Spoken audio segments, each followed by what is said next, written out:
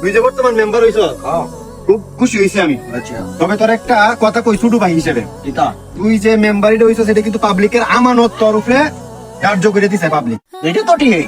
তুই এই আমানত কোনোদিন খেয়ানত করিস না, বুঝছস? যদি করস তোর থেকে আমার থেকে অনেক বড় বড় চেয়ারম্যান এমপি মন্ত্রী সব ধ্বংস হয়েছে, তুইও কিন্তু ধ্বংস হইবে।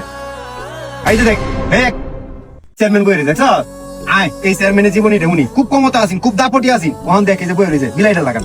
ও কিতা এই জন্য তোরে কই সাবধান, পাওয়ার কিন্তু মিস ইউজ করা যাবে না, পাওয়ার কিন্তু বুঝে হুইনে কাটানি লাগবে।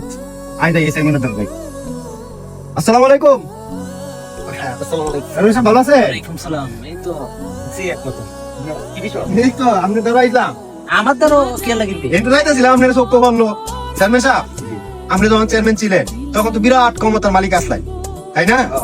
এখন যে আপনার এই করুণ অবস্থা দেখে একটু আইসি আপনার দ্বারা, একটু আপনার কাহিনীটা যদি কইতাই।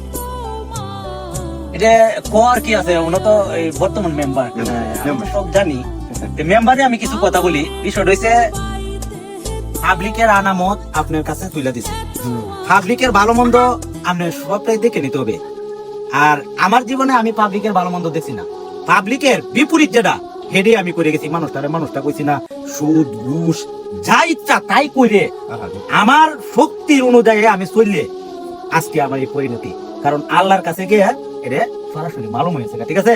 যে কারণে আজকে আমি একটা এই মেম্বার কিটা একটা সাধারণ একটা পাবলিকের কোনো আমার ধাম নাই। তার মানে বিষয় আমার কথা হলো তুমি আমার মতো হইও না, তুমি তোমার জায়গা থেকে মেম্বার এটা রক্ষা করো, ঠিকঠাক করে নেবো। আচ্ছা ঠিকই কইছেন আপনি, বুঝছেন?